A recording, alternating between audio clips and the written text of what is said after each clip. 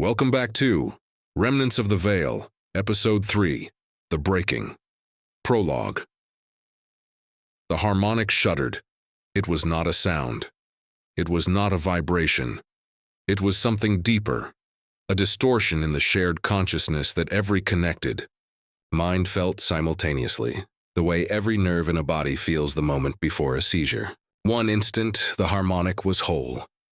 Billions of minds humming in their eternal chorus, workers carving tunnels, soldiers patrolling borders, monarchs dreaming in their thrones. The next instant, something entered the network that was not Qhorvaan. It came from beneath, not from the frequencies where the Harmonic lived. From the layer below it, the deep current, the bedrock beneath all connection that the monarchs had always sensed the way a hive senses a vibration in its walls.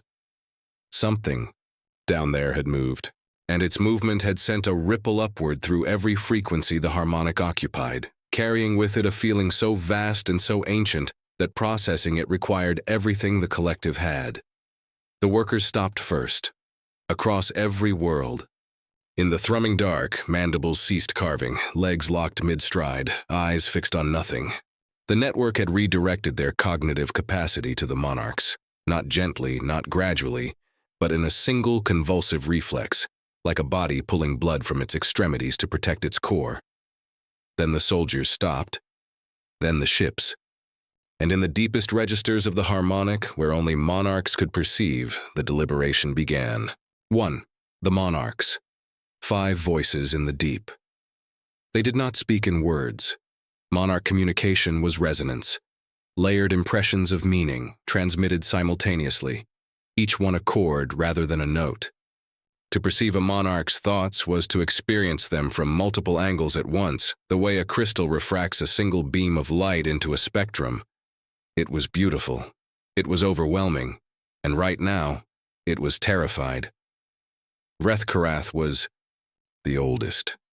800 years of accumulated consciousness, her neural mass so vast that the monarch throne built around her had been expanded 3 times to accommodate her growth. She had survived 2 monarch deaths, events that sent psychic shockwaves through the Harmonic powerful enough to drive workers mad. And she carried the scars of those losses in frequencies that younger monarchs could feel but not understand.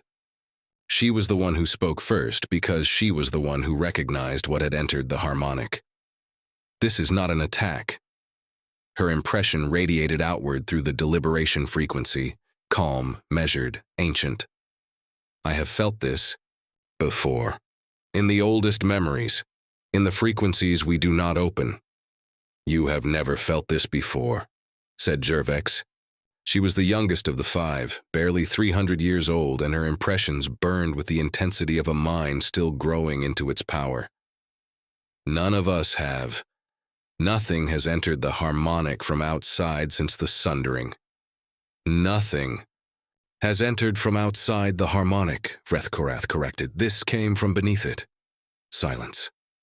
Not the silence of empty frequency, the silence of 5 ancient minds processing an implication they did not want to process.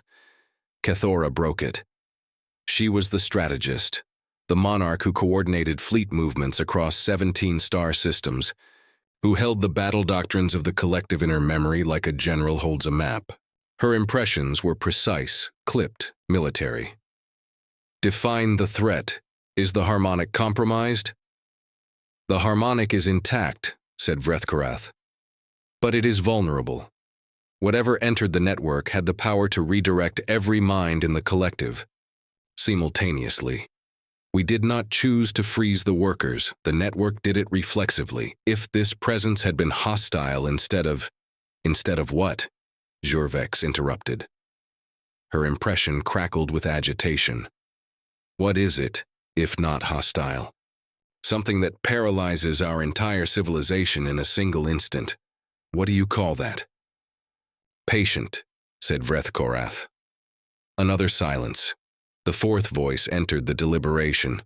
Thyrasil, ancient, quiet, the keeper of the creation rituals. She rarely spoke during strategic deliberations. When she did, the other monarchs listened. Because Thyrasil held the oldest memories in the collective, The impressions passed down through 800 generations of monarchs, stretching back to the time before the Sundering. Her voice was deep and slow, resonant with the weight of millennia. The creation stories speak of this, Thyrasil said. The Harmonic remembers a time when something lived in the deep current, something that was there before us, before the other species learned to hear it, before the Aelith shaped it into what they called arcana. The stories say it spoke to the first monarchs. It said, "I was here before you. I will be here after. And when I speak again, you will know that the cycle has turned." Religious texts, Qh'tirek said. Her impression carried dismissal, but beneath it, carefully hidden, not carefully enough, fear. Memory, Thyrasil corrected. Not belief. Memory. The deepest ring. I have felt it, Qh'tirek. It is not scripture. It is a recording. The eye. Fifth monarch had been silent through the entire exchange.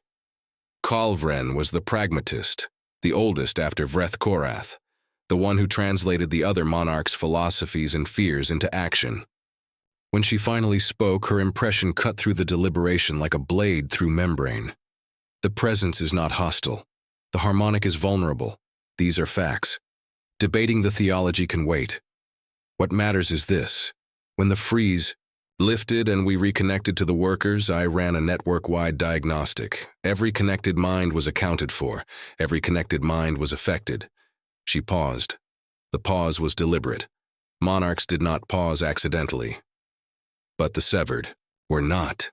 The word landed like a stone in still water.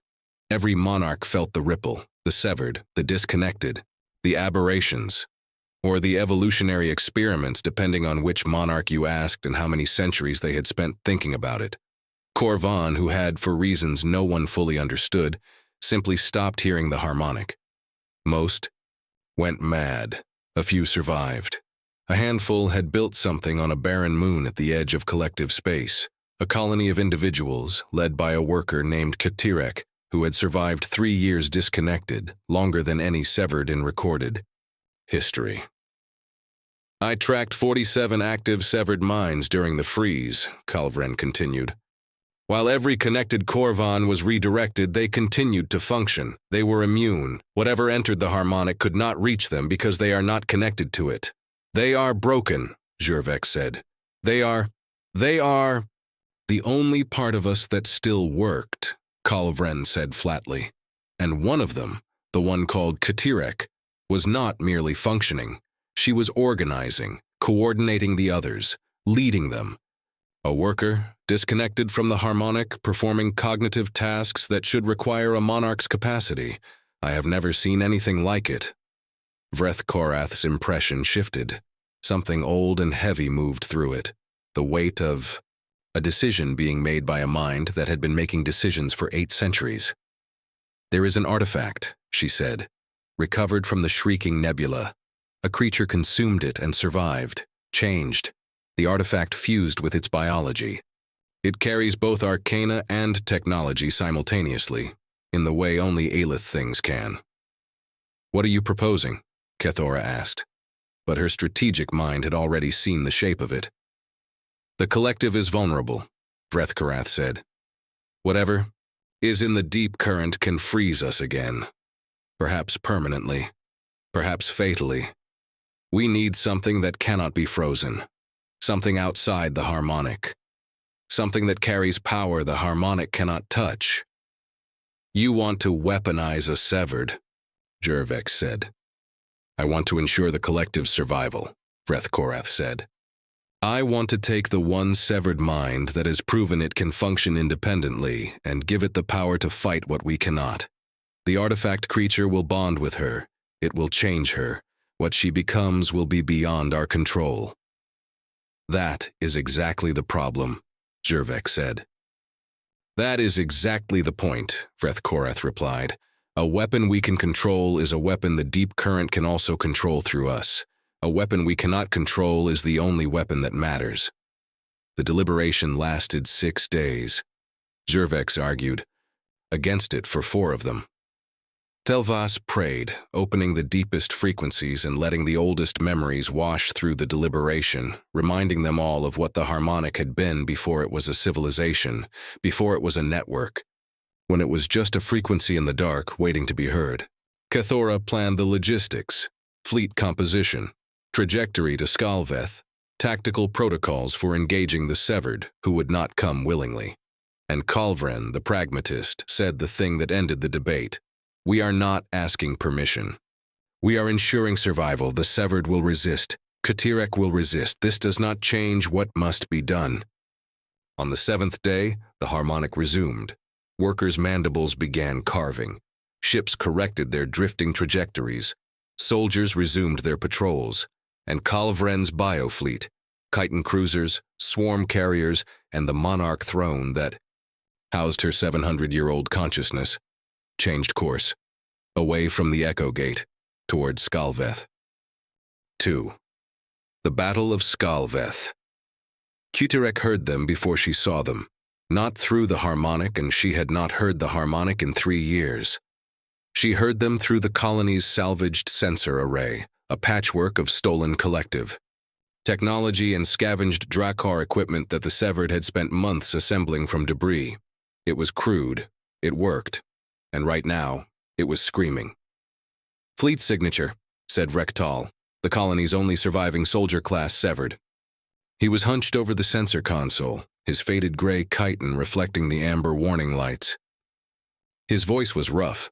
The Severed had to learn to use their vocal apparatus for direct communication, a skill most Qhorvaan never developed because the Harmonic made it unnecessary. Chitin cruisers, swarm carriers, and he stopped, his multifaceted eyes widened. A monarch throne. The observation dome went quiet. 30 Severed packed into a space built for 10, their pale gray bodies pressed together. Physical proximity without the Harmonic's coordination felt wrong, invasive, desperate. But the Severed had learned to tolerate it. They had learned to tolerate many things. How many cruisers? Qh'tirek asked. 8. 4 carriers. Skitter drone deployment already beginning. Rektal looked up from the console.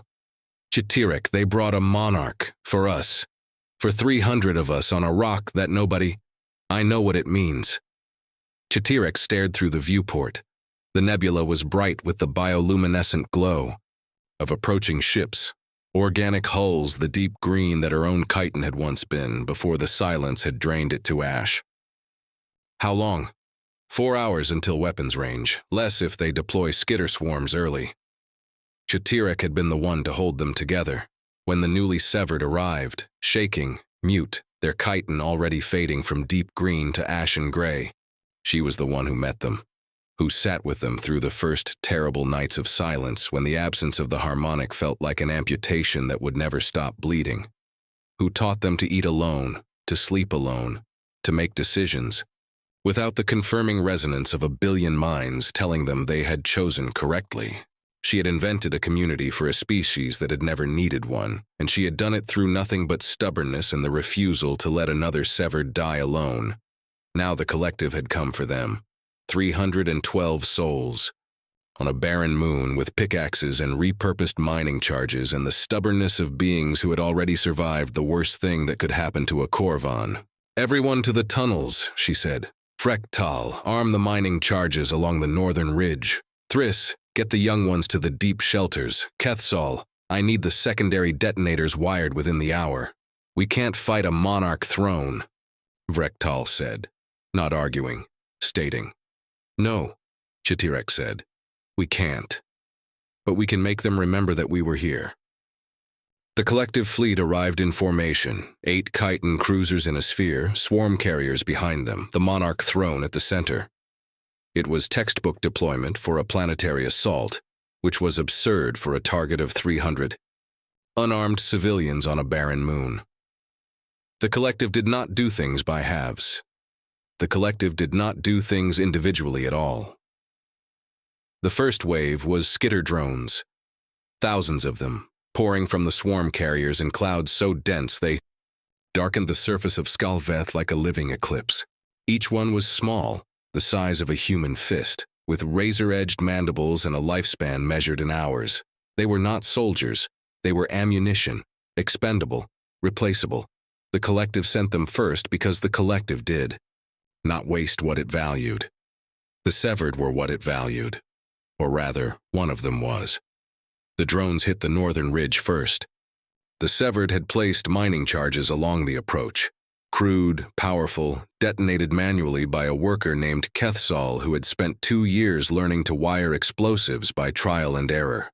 No instructor, no shared knowledge from the Harmonic. Just a salvaged Drakkar demolitions manual, half of it corrupted, and 2 years of getting it wrong before getting it right. He had lost 3 fingers on his left manipulator to a misfire in his first year. He had kept wiring. The first charge detonated. A column of rock and dust erupted from the ridge, scattering hundreds of drones in a cascade of shattered chitin. The shockwave rolled through the tunnels below. Someone cheered, a raw, untrained vocalization that sounded more like a bark than a word. The second charge took out another swarm. The third detonated a half-second late. Thyrasil's wiring had a timing fault, but it caught the drones. Mid-regroup, turning 300 of them into a rain of fragments that pattered against the ridge like hail. The fourth charge misfired entirely. Thyrasil slammed the detonator with his remaining fingers. Nothing.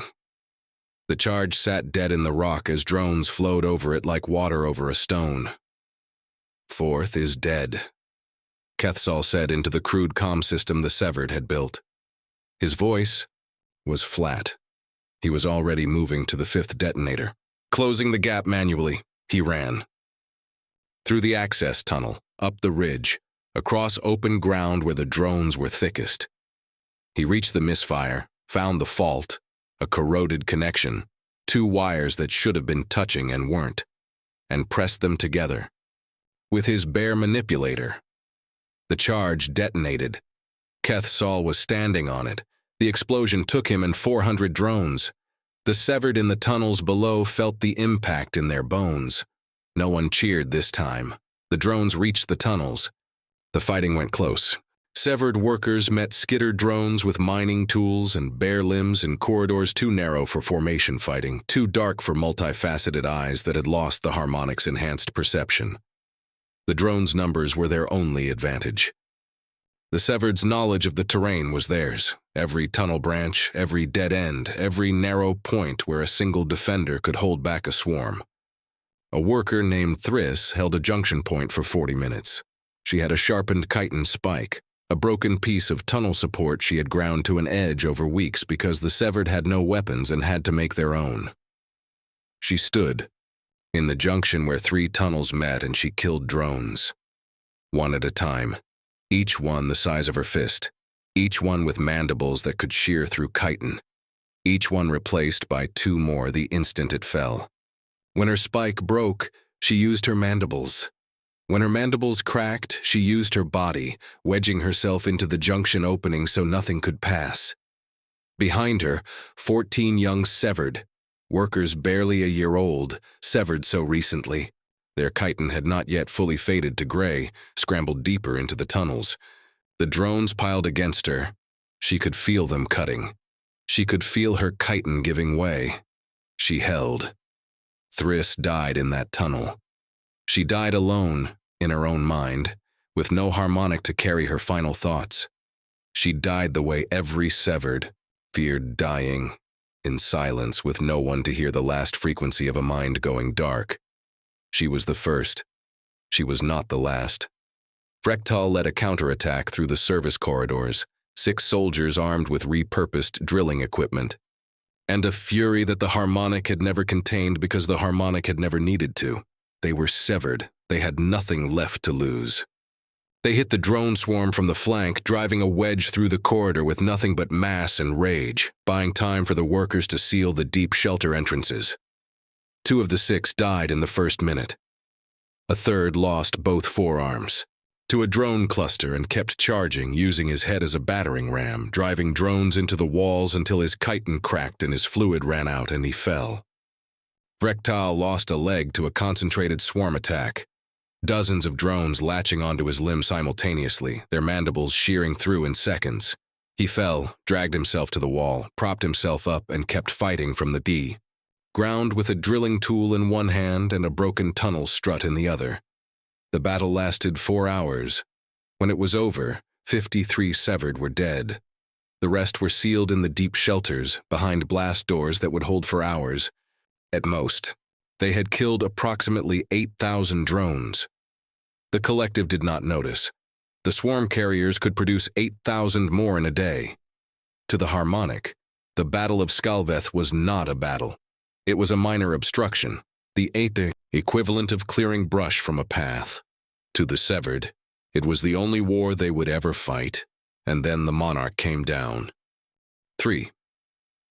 The Offering. Qh'tirek's shuttle landed on the surface of Skaal'veth with the unhurried certainty of a being that had never been challenged by anything this small. The shuttle's chitin hull opened. Qh'tirek emerged. She was 18 feet tall. 700 years of slow, continuous growth had made her larger than any newly matured monarch. Her chitin was the deep iridescent green of a healthy collective monarch, layered in plates so dense that energy weapons would scatter off them like light off water. Her multifaceted eyes burned with the Harmonic's full spectrum, every color the Harmonic touched, simultaneously. Neural tendrils as thick as a worker's torso extended from her skull and spine, pulsing with the light of billions of connected minds. She moved with the fluid, synchronized grace of a being whose every motion was coordinated by the most powerful consciousness network in the galaxy. Behind her, 4 collective soldiers carried a containment membrane. Inside the membrane, something pulsed with blue and pale gold-white light. Qh'tirek approached the blast doors sealing the deep shelters. She did not break them. She spoke, not through the Harmonic, which the severed could not hear, but through subsonic vibration that passed through the rock itself. Qh'tirek, I know you are behind this door. I know your colony has been reduced to a fraction of what it was. I know you are armed with mining equipment and desperation. I did not come here to kill you. Silence from behind the doors. 53. Of your people died today because the collective required access to you specifically. Their deaths were unnecessary, yours would be wasteful. Open the door. The blast doors shuddered, then slowly they opened. Qh'tirek stood in the doorway. 3 feet tall, pale gray chitin, stunted antennae, mining spike in one hand slick with drone fluid. Behind her, the surviving severed pressed against the shelter walls, watching with the flat, terrified eyes of beings who had already lost everything once and were about to lose it again. You killed 53 of us, Qh'tirek said. Her voice was raw, unused to speaking aloud, the way all severed were. For what? For you, Qh'tirek said. She gestured to the containment membrane. The soldiers set it on the ground between them. The blue and gold-white light pulsed brighter, casting shadows that moved wrong, as though the light was coming from somewhere that was not entirely in this reality. Something has entered the Harmonic from the deep current. It froze every connected mind in the collective for 6 days. Workers, soldiers, monarchs. Every mind that touches the Harmonic was paralyzed. I know, Qh'tirek said. I watched your ships drift dead in space for 6 days. I watched and I could do nothing. You could do something no connected Qhorvaan could do. You could function while the rest of us were dark. Qh'tirek's subsonic impression carried something Qh'tirek had never felt from a monarch before: urgency. The collective is vulnerable. Whatever is in the deep current can do this again. The next time it may not be patient. The next time it may break us. And you think I can stop that? I think you are immune to it. And I think this, Qh'tirek pointed to the containment membrane, will make you strong enough to matter. Consume it. Bond with it. Become what the collective needs. Qh'tirek looked at the pulsing thing in the membrane, the blue veins, the gold-white core, Aelith light. She had never seen it before, but something in her recognized it, something deep beneath the layer where the Harmonic had once connected her to everything. And if I refuse? Qh'tirek was still. Her multifaceted eyes reflected the Aelith light. Her neural tendrils pulsed. Then you die. And I find another way. But there may not be time for another way, Qh'tirek. The deep current is stirring. The signal has changed. Every monarch in the collective felt it, and every monarch is afraid. We do not have the luxury of your consent. Eat it or die. That was what it came down to, not a choice. A sentence, delivered by a monarch who had crossed star systems to find a 3-foot worker on a barren moon because the most powerful consciousness network in the galaxy was terrified of something it could not control.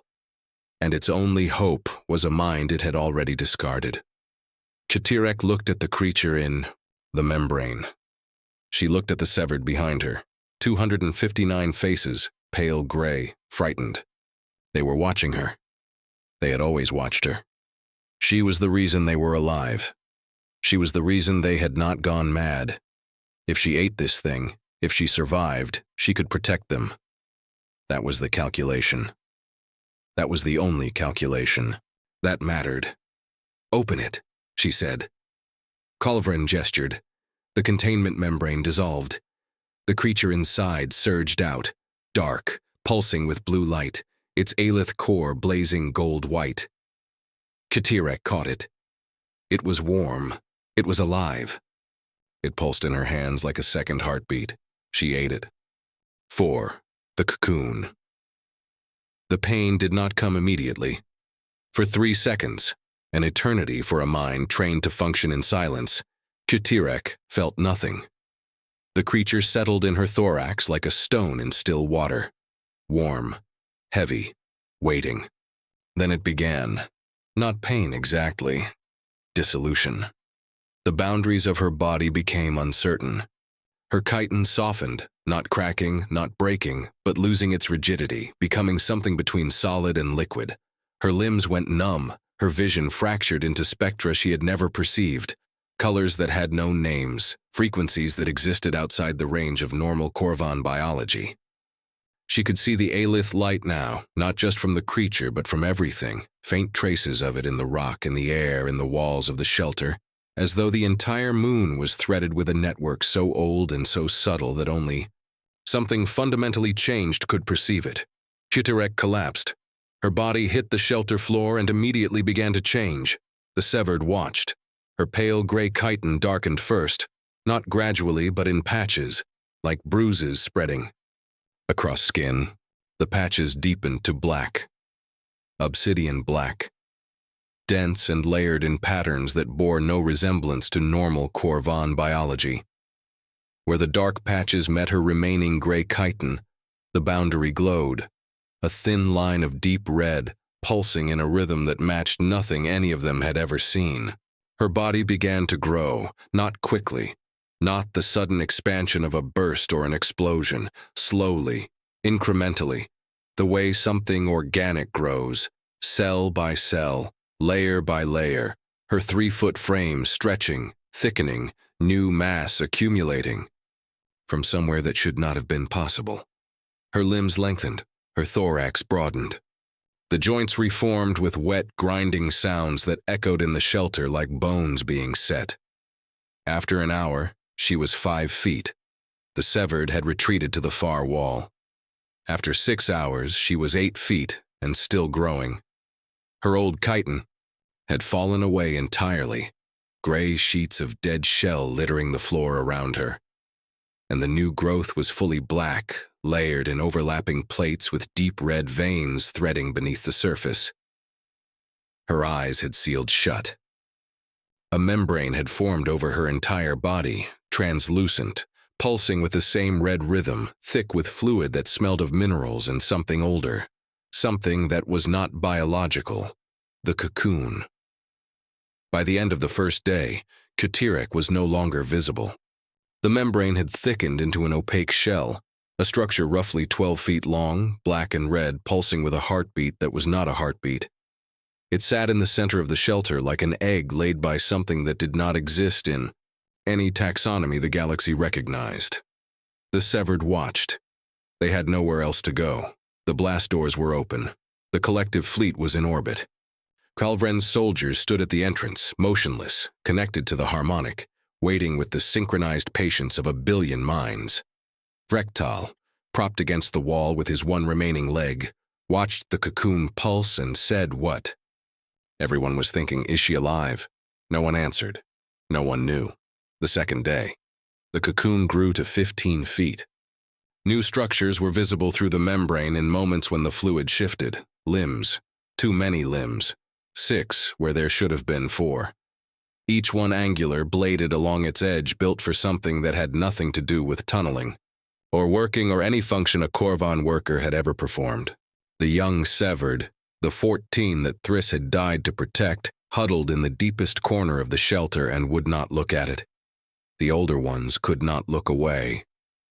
The third day. The cocoon cracked, not all at once. A single fissure, running the length of the shell, leaking red-black fluid that pooled on the shelter floor and steamed in the cold air. Then another crack, then another. The shell began to split apart in sections, each one falling away with a wet, heavy sound, revealing what had grown inside. She unfolded. That was the only word for it. She unfolded, limb by limb, segment by segment, rising from the broken cocoon the way something ancient rises from a long sleep. 18 feet tall, broader and heavier than any monarch in the collectives. Memory. Obsidian black chitin layered in overlapping plates with deep red veins pulsing beneath the surface in rhythms that matched nothing biological.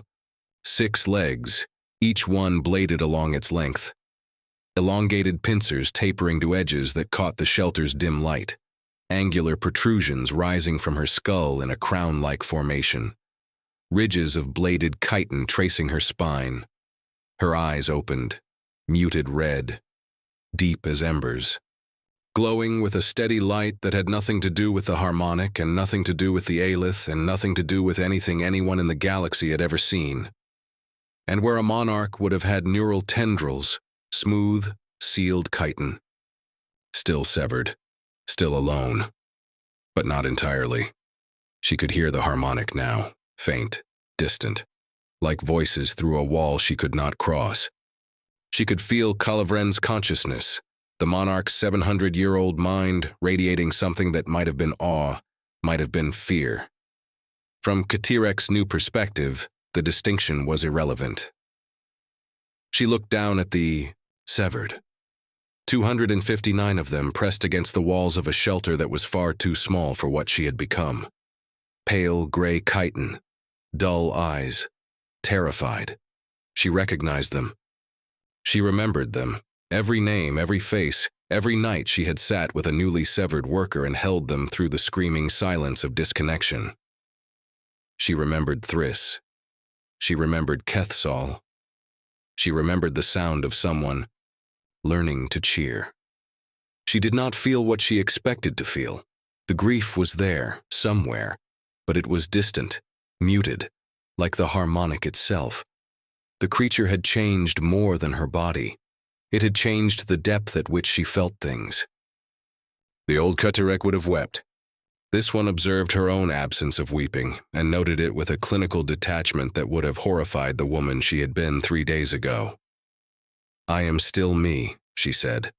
Her voice had changed, deeper, resonant, carrying harmonics that vibrated through the stone floor. "But I am more, and I did not choose this."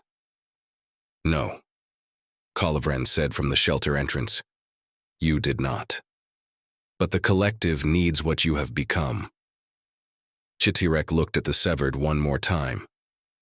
She understood now, with the cold clarity of whatever the creature had done to her mind, what would happen to them without her. She had held them together for 3 years.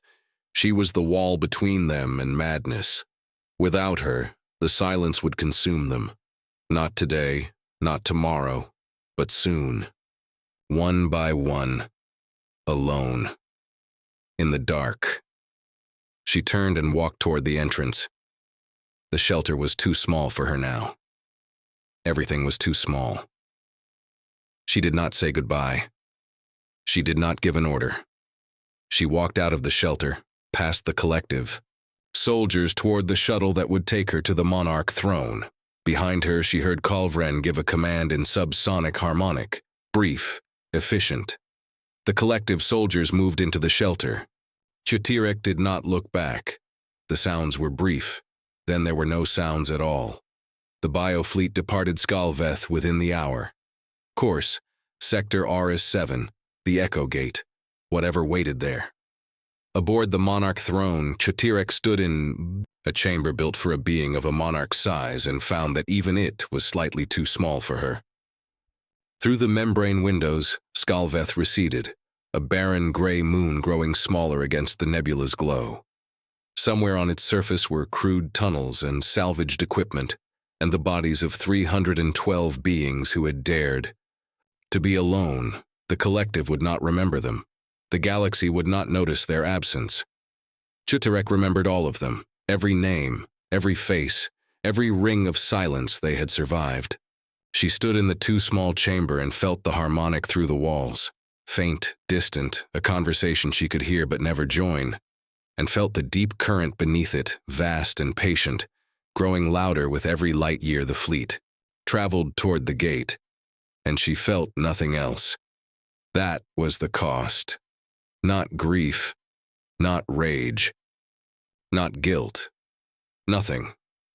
The creature had taken her capacity for those things, or buried them so deep that they were indistinguishable from absence. She was the weapon the collective had wanted. Immune to the Harmonic's vulnerability, powerful, beyond any monarch's reach, and empty in a way that no severed had ever been empty, because the severed at least had their pain to keep them company. Qh'tirek had nothing, and she carried it forward, toward the gate, toward whatever waited, on the other side. 5. The Valley of Long Silence.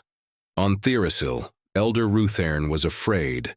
Fear, for a Verdanthys, was not what it was for other species. It was not a spike of adrenaline or a quickening of breath. It was a deepening, a thickening of sap in the veins, a tightening of bark around the heartwood, a slowing of growth at the tips of the highest branches. Roothaern had not been afraid in 9,000 years.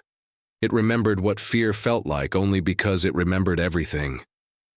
The signal had come 3 weeks ago, through the deep current, the place where the Verdanthys had always been rooted without fully understanding why. Something down there had spoken, and the Root Mother's crown, the ring of dark aelith metal that had been embedded in Roothaern's bark for 12,000 years, had answered. The crown was blazing, pale gold-white light, steady, sourceless, wrong. Not the warm amber of Verdanthys sap, not the prismatic refraction of Velithari crystal. Aelith light. The light of something that had been dead for 12 millennia, and was now, impossibly, responding to a signal from the place where it had been buried. Through the deep thread, the vast root network that connected every Verdanthys on Thyrasil, Roothaern could feel the planet's reaction. The younger ones were restless, saplings and mid-growth, their root tips probing the network for information the way nervous fingers probe a wound.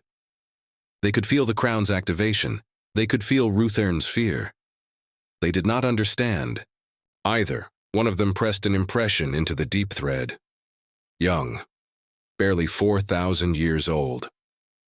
Its ring pattern identified it as a mid-growth from the eastern canopy, what the Velithari would have called a name if the Verdanthys used names, which they did not. The impression was tentative, respectful, and insistent. Elder, the crown, is speaking. What does it say? Roothaern considered the question for 11 hours. By Verdanthys standards, this was hasty. It says hello, Roothaern replied through the deep thread. Not in words, in the shared sensory language of the network. The impression carried the full weight of what Roothaern had felt. The signal from the deep current, the crown's response, and beneath both, rising like groundwater after rain, the memory. The oldest memory, the one Roothaern had never shared. The sundering, every root in the galaxy screaming at once, then silence, then a voice in the silence that said goodbye, and 12,000 years of waiting in the space between goodbye and hello.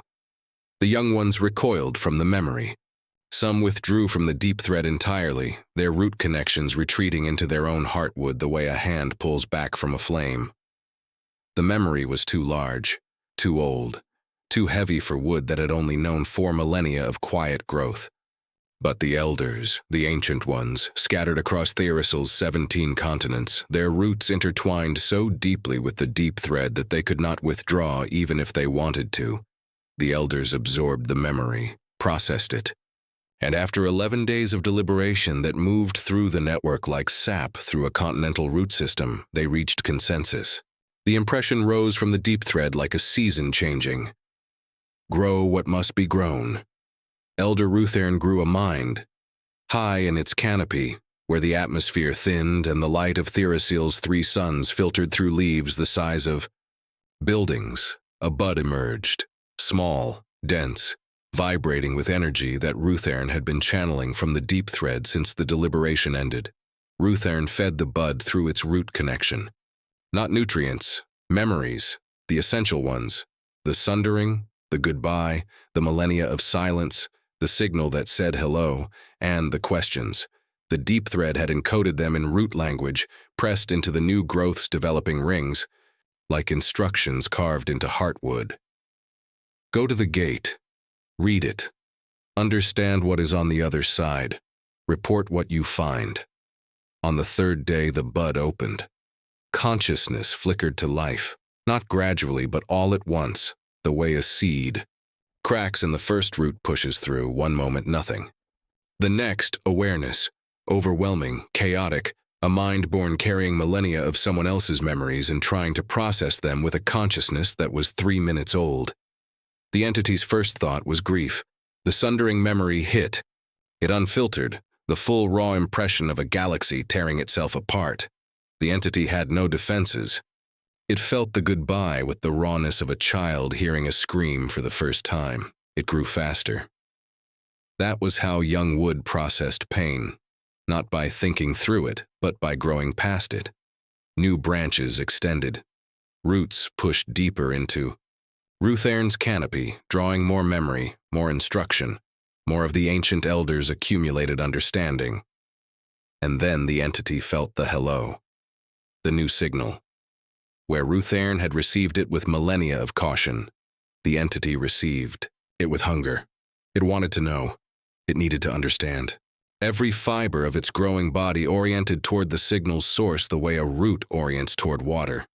Through the deep thread, the entity spoke its first impression, clumsy, raw, broadcast through roots still learning to carry signal. I am ready. Elder Roothaern felt the impression, and, for a moment, something moved through the ancient elder's sap that the younger Verdanthys would have called sadness. You are not ready, Roothaern replied. But the galaxy is not waiting. Go, grow. Remember what I have given you. And when you reach the gate, be careful what you read. Then Elder Roothaern activated the Root Mother's crown. The crown blazed. Pale gold-white Aelith light erupted from the dark metal ring, so intense that every Verdanthys on Thyrasil felt it through the deep thread, a vibration unlike anything in their experience, sharp and alien and powerful. Young saplings shed, leaves in stress. Mid-growth Verdanthys anchored emergency roots, bracing against what their biology interpreted as a seismic event. The elders calmed them through the network, slow, steady impressions of safety. But even the elders were shaken. The crown was not Verdanthys. It was a splinter of a forgotten age, and it was waking up. The crown compressed the deep current around the pod. Not elegantly, not the way the Velithari folded space with centuries of practice. This was something older. Something that shaped the bedrock of reality into a corridor. A channel of compressed space-time pointed at a single destination. The Aelith had built the hyperlane network this way. The Crown was using the same principle, on a smaller scale for a single journey. The pod launched. One moment it was nestled in Roothaern's canopy, connected, safe, part of the network, the eye. Next, gone. Accelerated through the compressed corridor faster than any Verdanthys had ever traveled. A journey that should have taken centuries, compressed into weeks. Roothaern felt the departure as a sudden absence. A root severed, a connection lost. The entity was beyond the deep thread's reach now, carrying nothing but its encoded memories, its questions, and a consciousness that was 3 days old. The crown dimmed. The Valley of Long Silence lived up to its name, and Roothaern waited. Because that was what the Verdanthys did. They waited, and they grew, and they prayed with every ring. 6. Arrival. In Sector Auris-7, the standoff had entered its 3rd week. Warlord Qh'tirek's Drakkar battle fleet maintained its sphere of dying sensor buoys. High-resonant Civilith's Velithari flotilla held position on the far side of the gate. Captain Vasquez's ragged human contingent held the space between. The Thyrasil vault lurked behind the humans, taking notes on everything. The gate had said not yet, and everyone was waiting. At 09:14 sector time, on the 23rd day, a sensor buoy on the Drakkar perimeter registered a contact. Unidentified. Contact bearing 145, the tactical officer reported. Size negligible, no energy signature, it's organic. Warlord Qh'tirek crossed the bridge in 3 strides. Verdanthys? Impossible. Their seed pods travel on solar winds. They won't arrive for... Is it Verdanthys? The officer ran the scan again. Biological matter, bioluminescent signatures, root structures. Yes, Warlord. Qh'tirek stared at the screen for 3 seconds. Then he opened a fleet-wide channel. All ships hold position. Do not fire. And somebody tell me how a Verdanthys seed pod got here 2 centuries early. No one could. The pod drifted closer to the gate, and then it began to grow. 7. The growing. A root extended from the pod's surface, reaching into void where there was nothing to reach for. Then another, then a dozen, then hundreds, branching and splitting and extending into space with the silent, relentless certainty of something that did not care whether there was soil or not. Every xenobiologist in the galaxy knew the Verdanthys could not grow in open space. They needed atmosphere, substrate, the energy of a living world. But the pod was not an empty space. It was near the echo gate, and the gate was pouring energy. Into the void through the deep current, the same primal force the Verdanthys had always drawn from. Near the gate, the void was saturated with it. To the seed pod, this was the richest soil it had ever encountered. The pod drank, and it grew. Within the first hour, it was the size of a warship. Roots extended in every direction, forming a lattice of organic structure that looked from a distance like a frozen explosion of wood and vine. Bark formed along the root corridors, sealing them, creating passages. Bioluminescent sap began to flow through veins that had not existed an hour ago. By the 6th hour, it was the size of a city district. On the bridge of the Fist of Vorkath, Warlord Qh'tirek watched the structure expand on his tactical display and reached the limit of his patience. That thing has tripled in size in the last 2 hours, he said. It's inside our perimeter. It's between us and the gate, and nobody can tell me what it is, what it wants, or whether it's going to stop. Warlord, it shows no hostile intent. It shows no intent at all. That's what concerns me. Qh'tirek turned to his weapons officer. Forward batteries, low power. Put a shot across its bow. Close enough to register, not close enough to provoke. Let's see if it reacts. The Fist of Vorkath's forward siege batteries discharged. 2 beams of concentrated thermal energy crossed the distance between the Dreadnought and the Verdanthys structure in an instant, passing within 100 meters of the nearest root branch. The structure did not react. The roots continued extending. The sap continued flowing. The growth continued. It didn't notice, the tactical officer said. Or it didn't care, Qh'tirek said. Again, closer. The second volley clipped the outermost root, a branch the width of a corridor, freshly grown, still glistening with sap. The beam sheared through it cleanly. The severed root drifted away, leaking amber fluid into the void. The structure paused. Every root, every branch, every extending tendril stopped moving for approximately 4 seconds. Then it resumed growing. The severed root was replaced within minutes. 2 new branches extended from the same point, thicker than the one that had been cut. It grew back, the weapons officer said. Warlord, it grew back faster. Qh'tirek stared at the display. He was A warrior. He had spent his life confronting threats with force, but force required something to push against, and this thing did not push back. It simply absorbed what he threw at it and grew. "Cease fire," he said. The words tasted wrong in his mouth. "It's not hostile, it's just there." Aboard the Luminarch, Qh'tirek high-resonant Sivillith pressed her hand to the crystal wall. She could feel the entity's growth through the deep current, not hostile, not directed, but immense, like standing beside a waterfall and feeling the spray. The entity was swimming in the same force she had touched during her communion, the force that had nearly destroyed her. And it did not burn. She wept, not from grief, from recognition, and from the quiet, unfair realization that a being 3 days old was thriving in the force that had cost her more than she would ever admit. Aboard the vault of whispered ledgers, Merchant Prince Qh'tirek discarded its strategic models for the 3rd time in as many weeks.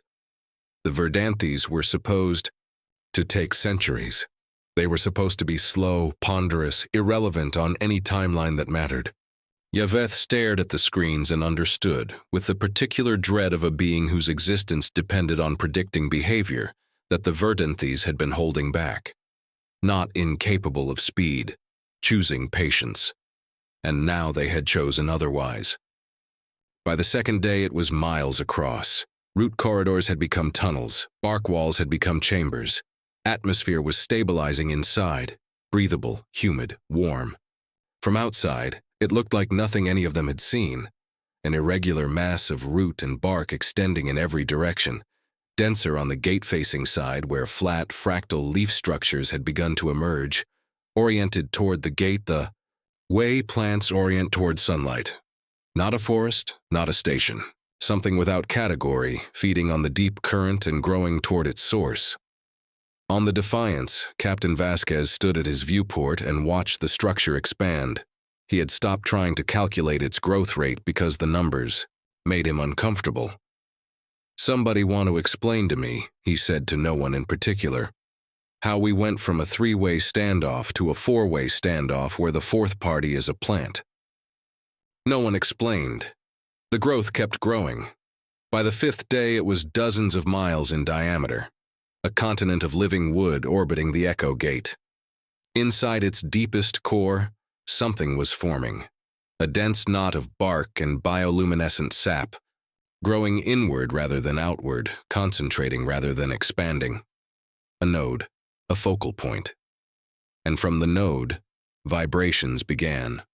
Faint at first, subsonic, felt in the hull plating of ships rather than heard by ears. Not words, not meaning. Just pressure, the sensation of something trying to communicate through a medium it had not yet learned to use. The vibrations grew stronger each day. On the 7th day, they were felt on every ship in the sector, a low, constant hum that resonated in bones and bulkheads and the fluid of inner ears. Not painful, not hostile, insistent. Something was trying to speak. It had not found its voice yet, but it was close. And on the edge of the sector, aboard the vault of whispered ledgers, Wren Calloway stood at a viewport and watched something grow in space that she had no words for. The Elith glass shard in her pocket pulsed. Brighter every day, as though the closer she got to the gate, the more the artifact remembered what it was. She did not know what had happened to bring the galaxy to this moment. She only knew that the galaxy was gathering at a door, and the door had not opened yet, and she was 26 years old and very far from home. The shard pulsed against her. Palm. The vibrations hummed through the vault's hull, and somewhere in the void, a continent of living wood was learning to speak. Epilogue. On the 8th day, Warlord Qh'tirek opened a channel, not to the Velithari, who still refused to respond to technology-carried communications, not to the humans whose opinions he had stopped valuing somewhere around the 3rd week of the standoff. To everyone, every frequency, every ship, open broadcast. This is Warlord Qh'tirek of the Drakkar Dominion. The structure in Sector Auris-7 has grown to a diameter exceeding 40 miles. It has absorbed weapons fire without reaction, It is emitting vibrations that are affecting crew readiness across all fleets. I am requesting, not proposing, requesting, a joint tactical assessment. We need to decide what we are going to do about this. Now. Not next week. Now. Captain Vasquez responded within seconds. Defiance copies. We've been saying this for 3 days, Warlord. Glad you caught up. The Velithari did not respond on the open channel. But aboard the Luminarch, Qh'tirek, high-resonant Sivillith, turned to Kalindra and spoke for the first time in 2 days. The Drakkar want to decide what to do, Sivillith said. Her voice was hoarse. The veil burn from weeks of sustained immersion had taken something from her that she could feel but not name. The humans want to talk about what to do. Neither of them understands what they are looking at. And you do? Kalindra asked. Sivillith closed her white eyes. The vibrations from the entity pulsed through the crystal walls of the resonance chamber. Not the harmonic, not the deep current, something else entirely. Something that was trying to become a voice. No, she said, but I know this.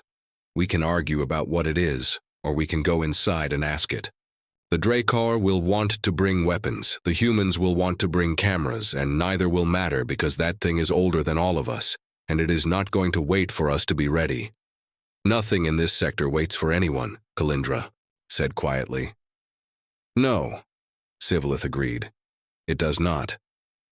That night, if night meant anything in the void, 3 commanders sat alone in 3 ships and confronted the same question from 3 different directions. Warlord Thorok sat in his quarters aboard the Fist of Vorkoth and dictated a message to Overlord Kael'vor. He had written 7 drafts. The first 6 had been tactical assessments, fleet positions, threat analyses, recommendations for reinforcement. He deleted them all. The 7th draft was 3 words long. Send more ships. He stared at it for an hour. Then he deleted that too and wrote, The situation has exceeded my ability to threaten. Advise. It was the hardest sentence he had ever composed. High-resonant Sivillith knelt in the resonance chamber and tried to commune with the entity for the 4th time. Each attempt had failed. The entity's vibrations were not carried through the deep current the way Velithari communion was. They moved through something else, something her training had no framework for. It was like trying to read a book written in a language she could almost recognize but not quite parse. The meaning was there. She could feel its shape, but it slipped through her consciousness the way water slips through fingers. She remained kneeling, eyes closed, hands pressed to the crystal floor, and listened to something she could not yet understand. Captain Vasquez sat at his desk aboard the Defiance with a cold cup of coffee and a blank report. He had written the header, Tactical Assessment, Verdanthys Entity, Sector Auris-7. Below it, nothing. He had been staring at the blank space for 2 hours. Every sentence he composed sounded absurd. How do you write a tactical assessment of something that has no shape, no boundary, and no category? How do you assign threat levels to something that grows back faster when you shoot it? How do you recommend a course of action when every course of action available to you is irrelevant? He wrote 1 sentence under the header. Recommendation. Go inside. He drank the cold coffee. It tasted like defeat. He drank it anyway. Outside, the entity continued to grow. The vibrations continued to build.